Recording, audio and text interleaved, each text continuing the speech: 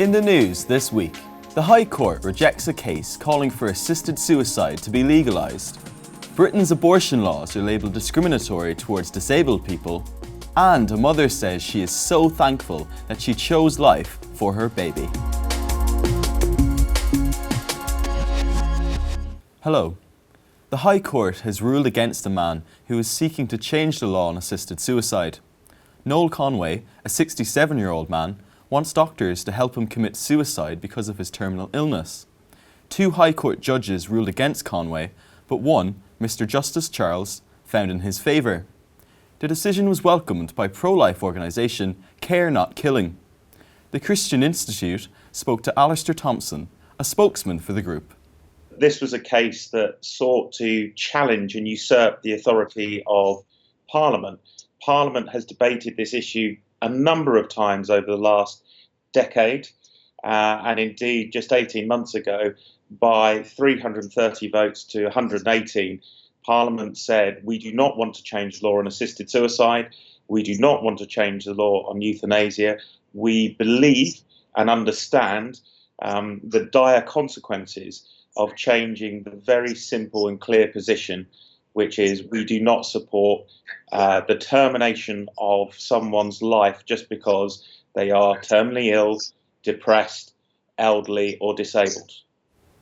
Lord Shinquin has hit out at Britain's abortion laws for discriminating against disabled people. In Britain, most abortions take place before 24 weeks, but disabled children can be aborted up to birth. The number of disabled babies being aborted increased by 68% between 2005 and 2015. Lord Shinquin, who has brittle bone disease, criticised politicians for allowing this inequality in the law. There's something deeply disturbing about non-disabled politicians spouting equality and then in the same breath defending a law which is being used as a licence to kill for the crime of being disabled. I ask what message it sends if after birth I'm good enough for the House of Lords, but before birth I'm only good enough for the incinerator. Sinn Féin President Gerry Adams has listed same-sex marriage as a key issue despite widespread opposition in Northern Ireland. Adams accused rival politicians of failing to engage with key issues, including homosexual marriage, saying this is unacceptable. In the past, the party leader has come under fire for describing the equality agenda as a Trojan horse. Referring to fundamentalist bigots and homophobia in 2014, Adams said, "What's going to break them is equality," posing the question, who could be afraid of equality? MLAs have been asked to vote for the redefinition of marriage 5 times during the last 5 years. On each occasion, the proposal has been stopped. Callum Webster, the Institute's Northern Ireland officer, has said a small number of activists might be pushing for this change, but the people of Northern Ireland do not want to see such a fundamental building block of society redefined.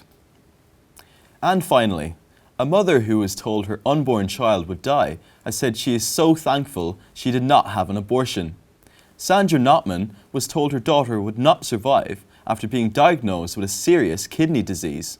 On the day Sandra went into labour, she was prepared for the worst, but to her astonishment, tiny Rachel was born alive, weighing just over 2 pounds.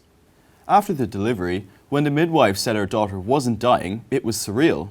I was so thankful I'd not agreed to have the injection that would have ended my baby's life. After weeks in an incubator, Rachel was able to go home. Now she is 25, has a degree in fashion textiles, and is engaged to be married. Rachel said, "I hope by telling my story, we give others hope. I'm living proof that where there is life, there is hope, always." Well, that's all for this week. For regular updates and information on all of our stories, plus much more, visit our website at christian.org.uk. Until next time, goodbye.